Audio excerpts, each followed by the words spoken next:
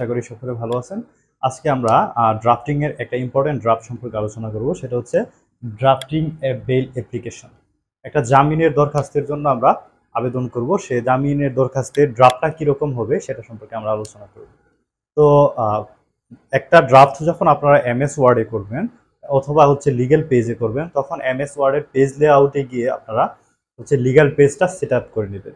Legal পেজটা set up করে নেওয়ার পরে হচ্ছে একটা স্ট্যান্ডার্ড পেজ মার্জিন আছে হচ্ছে ড্রাফটিং করার জন্য।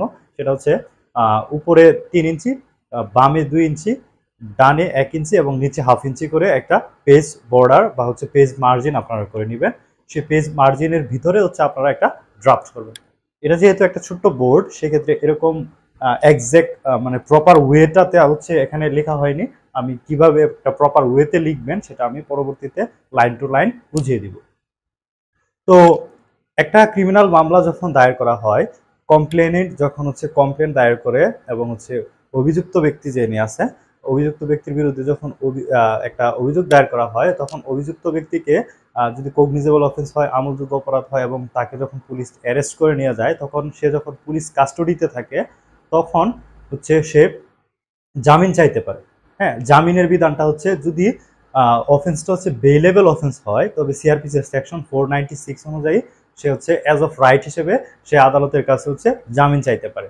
আর যদি কেসটা হচ্ছে অপরাধের যে সেকশনগুলো বা হচ্ছে যে কেসটা আছে, সেই কেসটা হচ্ছে নন বেলেবল অফেন্স হয়, যে অফেন্সটা আছে সেই অফেন্সটা যদি হচ্ছে নন বেলেবল অফেন্স হয়, তবে সে সিআরপিসির সেকশন 497 অনুযায়ী হচ্ছে জামিন চাইতে পারে।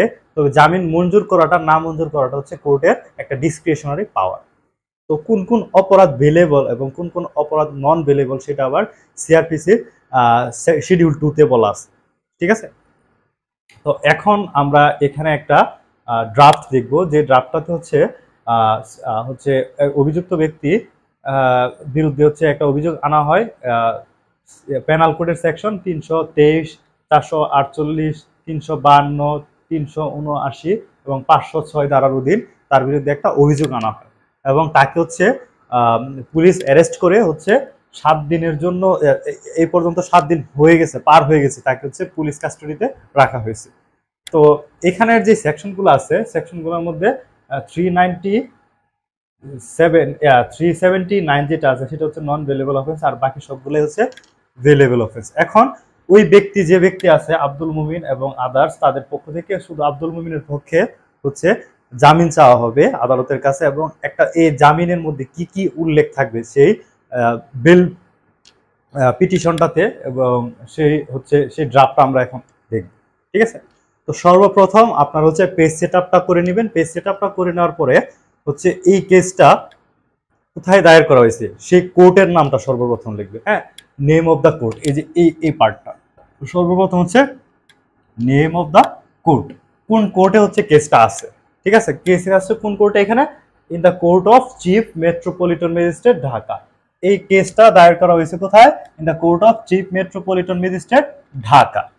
ঠিক আছে, তো এই সর্বপ্রথমে দিতে হবে কিসের নাম? কোর্টের নাম। হ্যাঁ, সর্বপ্রথমে দিতে হবে কোর্টের নাম। কোর্টের নাম দেওয়ার পর হচ্ছে কেস নম্বর, প্রত্যেকটা কেসের একটা কেস নম্বর আছে। ঠিক আছে, প্রত্যেকটা কেসের একটা কেস নম্বর আছে। সেই কেস নম্বরটা হচ্ছে কোর্টের নামটা লিখার পরে তার পরপরই নিচে লিখবেন হচ্ছে কেস নাম্বার। তো এখানে দিলে হচ্ছে 2024 সালে 344 নাম্বার কেস এটা। হ্যাঁ, তারপর দিবেন হচ্ছে কোন কোন সেকশনের আন্ডারে হচ্ছে এই কেসটা দায়ের করা হয়েছে। কোন কোন সেকশনের আন্ডারে হচ্ছে এই কেসটা দায়ের করা হয়েছে? পেনাল কোডের সেকশন 323, তারপর হচ্ছে 448, তারপর আছে 352, 379 এবং 506। এই কয়েকটা ধারার অধীনে হচ্ছে কেসটা দায়ের করা হয় অভিযুক্ত আব্দুল মুমিন এবং তার সহযোগীদের বিরুদ্ধে। ঠিক আছে, তারপর দেখবেন হচ্ছে পার্টিস অফ দ্য কেস। এই কেসের পার্টিস যারা আছে তারা, হ্যাঁ, নেম এবং অ্যাড্রেস আপনারা লিখতে পারেন, চাইলে অ্যাড্রেসও লিখতে পারেন। তো এখানে হচ্ছে state versus Abdul Mumin and others, state versus Abdul Mumin and others, এটা হচ্ছে পার্টিস। তো সর্বপ্রথম কি দিয়ে শুরু করতে হবে? নেম অফ দ্য কোর্ট, তারপর হচ্ছে কেস নাম্বার, তারপর হচ্ছে কোন কোন ধারার অধীনে হচ্ছে কেসটা দায়ের করা হয়েছে সেগুলা, তারপরে দিবেন হচ্ছে পার্টিস, একটা এই কেসের পার্টিস যারা যারা আছে সেই পার্টিসদের নাম। তারপর হচ্ছে যে অ্যাপ্লিকেশনটা করছেন, হ্যাঁ, যার জন্য যে অ্যাপ্লিকেশনটা করছেন সেটা, an application for bail on behalf of the accused number 1, an application for bail on behalf of the accused number 1. accused number 1 হচ্ছে এখানে আব্দুল মুমিন, মানে আব্দুল মুমিনের পক্ষে হচ্ছে একটা বেল চাওয়া হয়েছে কোর্টের কাছে। হ্যাঁ, এতটুকু পর্যন্ত হচ্ছে আপার বডি। ঠিক আছে, এতটুকু পর্যন্ত আপার বডি। এটা আপনারা একটা লিগেল পেজে সর্বপ্রথমে মিডলে লিখবেন হচ্ছে নেম অফ দ্য কোর্ট, তারপর হচ্ছে মিডল বরাবর লিখবেন হচ্ছে কেস নেম, তারপর কোন কোন সেকশন আছে, তারপর হচ্ছে পার্টিস, একটু রাইট সাইডে লিখবেন হচ্ছে an application for bail on behalf of the accused number 1, মানে যার জন্য আপনি বেলটা চাচ্ছেন তার ইয়ে। পর হচ্ছে আবার লেফট সাইডে চলে আসবেন, বাম পাশে থেকে শুরু করবেন হচ্ছে কি দ্য পিটিশনার মোস্ট রেসপেক্টফুলি। এটা সব ড্রাফটিং এর ক্ষেত্রে থাকে। ঠিক আছে, এটা সব ড্রাফটিং এর ক্ষেত্রে থাকে। এটা মুখস্থ লাইন। ঠিক আছে, এটা হচ্ছে মুখস্থ লাইন, এটা হচ্ছে মুখস্থ লাইন, এটা হচ্ছে মুখস্থ লাইন। এখানে জাস্ট যে বেলটা চাইবেন, সরি, যেই পিটিশনটা করবেন, যে ড্রাফটিংটা করবেন তার বর্ণনাটা এখানে থাকবে। আর এটা মুখস্থ সেম, এটা মুখস্থ সেম, এটাও এই পার্টটাও মুখস্থ সেম, সব ড্রাফটিং এ সমান থাকে প্রায়। তো এটা যখন লিখলেন দ্য পিটিশনার মোস্ট রেসপেক্টফুলি শেওয়ায়েত। ঠিক আছে, তো মোস্ট রেসপেক্টফুল শেওয়ায়েতে আপনার যে ঘটনাটা আছে, কোন কোন গ্রাউন্ডস গুলো আছে, সেই ঘটনাটা আপনি বর্ণনা করবেন, যে কে হচ্ছে কার জন্য আপনি হচ্ছে ওই বেলের অ্যাপ্লিকেশনটা করছেন, তার অবস্থা কি ছিল, এবং এখানে আপনি কিছু যুক্তি দেখাবেন। ঠিক আছে, তো এখানে দেখলেন কি শেওয়ায়েতে প্রথমে that the accused petitioner is an innocent and law abiding citizen of a country, মানে আপনি হচ্ছে যে অ্যাকিউজডের পক্ষে হচ্ছে একটা বেল চাচ্ছেন। তবে আপনি প্রথমেই বললেন কি অ্যাকিউজড হচ্ছে একজন ভালো মানুষ এবং হচ্ছে সে আইন মান্যকারী একজন এই দেশের নাগরিক। ঠিক আছে, 2 নাম্বার পয়েন্টে মানে আপনি আপনার পার্টিসের পক্ষে যত ভালো কিছু লিখতে পারেন লিখলেন। হ্যাঁ, 2 নাম্বার লিখলেন হচ্ছে that the accused petitioner has been falsely implicated in this case, মানে পরবর্তীতে লিখলেন যে এই যে অ্যাকিউজড আপনার যে পার্টি, সেই অ্যাকিউজড পার্টি হচ্ছে কি তাকে হচ্ছে মিথ্যা ভাবে হচ্ছে ফলসলি তাকে হচ্ছে এই কেসটাতে ইনভলভ করা হয়েছে। হ্যাঁ, তার সাথে এই কেসটাতে ডিরেক্ট কোনো সমঝোতা মানে সংযোগ নেই, পারিবারিক দ্বন্দ্ব বা কোনো একটা দ্বন্দ্বের কারণে হচ্ছে তাকে এই কেসটাতে ঢুকায় দিছে। ঠিক আছে, তো পরবর্তীতে লিখলেন কি that the accused petitioner was staying at Kushtia at the time of the occurrence. ঠিক আছে, এই যে এই অকারেন্সটার সময় যে অ্যাকিউজড ব্যক্তি যিনি আছে পিটিশনার, উনি ওই সময়ে যে অকারেন্সটার টাইমে হচ্ছে কুষ্টিয়াতে ছিলেন। কুষ্টিয়াতে যে ছিলেন এর একটা প্রমাণ আপনার আবার এই এনেক্সারে দিয়ে দিতে হবে যে উনি যে এই টাইমে কুষ্টিয়াতে ছিলেন। তারপর দিলেন কি that all the sections are available except section 379, মানে এটা চুরির যে সেকশনটা আছে অফ দ্য পেনাল কোড, মানে এখানে যে সেকশনগুলো আছে সবগুলোই হচ্ছে ভেলেবল অফেন্সের সেকশন, শুধুমাত্র এটা ছাড়া। আর এটা যে দিছে এটারও কোনো প্রপার একটা গ্রাউন্ড নেই, সেটা আপনি নিচে লিখে দিবেন। ঠিক আছে, এখানে আপনি সবগুলো যেহেতু ভেলেবল অফেন্স, এখানে আপনি সিআরপিসি সেকশন 496 অনুযায়ী অ্যাজ অফ রাইট বেলটা ক্লেম করছে, এটা এখানে লিখে দিলে স্ট্রং হবে আপনাদের পিটিশনটা, অ্যাপ্লিকেশনটা।